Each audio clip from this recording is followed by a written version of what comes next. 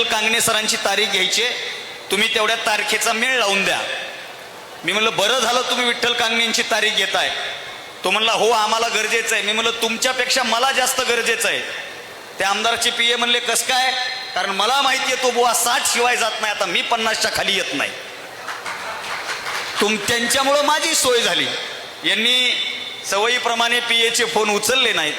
त्यांचा मला फोन आला, मी रात्री फोन लावला सरांना आणि सरांना आमदारांचं नाव सांगितलं. आमच्या दोघातला विषय, आम्ही बऱ्याचदा म्हणतो की आपल्या दोघांचे फोन कुणी ऐकू नये. आणि सरांना म्हणलं अशा अशा आमदारांच्या ऑफिसमधून तुम्हाला फोन येईल आणि तुम्हाला कार्यक्रम करावा लागेल.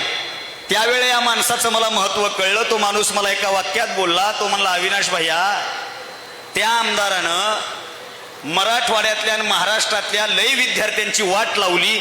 मी त्याच्या स्टेजवर जाऊन माझ्या वाट लावलेल्या विद्यार्थ्यांचा बदला घ्यायला सुद्धा जाणार नाही. विद्यार्थ्यासाठी असणारी तळमळ आणि हे तुमच्यावर कांगणे सर हे विद्यार्थ्यांचं प्रेम आहे, म्हणून हे प्रेम इथं ओसंडून वाहतंय. खरं तर मागच्या वर्षीही कवितेची मैफिल झाली आणि यावर्षीही कवितेची मैफिल करत असताना मला कांगणे सरांनी सांगितलं की तुम्ही नियोजन करा, तुम्ही सांगा मला हे हे कवी पाहिजेत.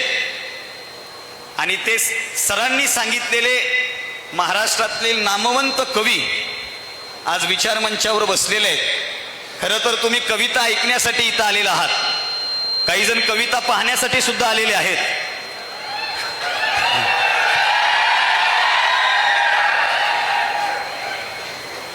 जरा थांब, जरा उलसाक थांब. परंतु तुम्ही कविता ऐकण्यासाठी वाढदिवसाच्या निमित्तानं तुम्ही कवी संमेलनाचा प्रबोधनाचा कार्यक्रम ठेवला. इथं तुमचा वाढदिवस सक्सेस झाला. माझी, निलेशची, नारायणदादाची, गुंजनची चर्चा चालू होती. अरे हा शिक्षक आहे का नेता आहे, हा शिक्षक आहे का राजकारणी आहे. आणि मग घरातून निघाल्या दादा एक वाक्य बोलले की महाराष्ट्रातला मी एकमेव असा शिक्षक आहे ज्याला बघून लेकरं फ्रेश होतात. नाही तर महाराष्ट्रातले असे बरेच शिक्षक आहेत, त्यांच्याकडे पाहिलं की गृहपाठ सुद्धा करू वाटत नाही. पण मगाशी सर सूत्रसंचालन करताना म्हणत होते फोटो या अँगलनं काढा, फोटो त्या अँगलनं काढा, पण सरांचे फोटो सगळे भारी येतात. आणि बुवा फेसबुकला जेव्हा हा माणूस फोटो टाकतो ना दादा, बुधवंत दादा, जेव्हा फेसबुकला फोटो येतो ना तेव्हा त्या फोटो खाली कॅप्शन काय असतं, कसा आलाय मग फोटो, दिसाय लोकांना हिरोनी. आणि ती बुलट आहे का रे या फोटोत, ती बुलट, त्या बुलटचा फोटो टाकण्याच्या आधी असतंय पार्टीबद्दल कुणी कमेंट करायची नाही. पार्टीचं मला काही माहित नाही, पोरांचं प्रेम आहे, पार्टीवर जय हिंद लिहिलंय. आपल्या दारापुढं त्या माणसामुळं गाडी आहे, हे सगळ्यात महत्वाचं आहे.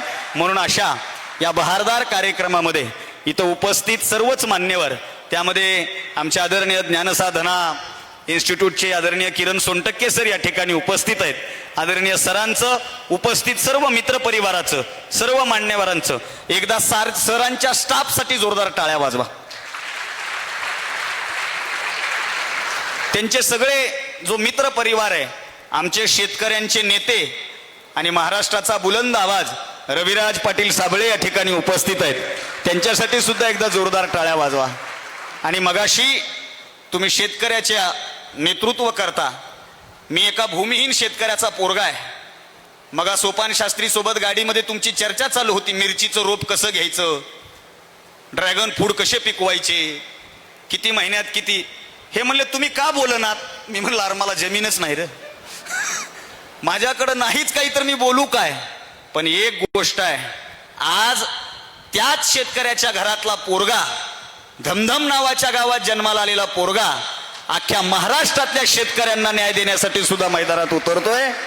या बहारदार कवी संमेलनाचं सुरुवात या परभणी शहरामध्ये पहिलं पुष्प गुंफण्यासाठी एबीपी माझा नावाचं जे न्यूज चॅनल आहे, त्या एबीपी माझा न्यूज चॅनलचे वृत्त निवेदक म्हणून ज्यांनी अनेक वर्ष काम केलं, ज्यांनी MCN न्यूज नेटवर्कला सुद्धा अँकर म्हणून काम केलं, महाराष्ट्रातल्या नामवंत वक्त्यापैकी एक वक्ता, दिसायला रुबाबदार असणारा,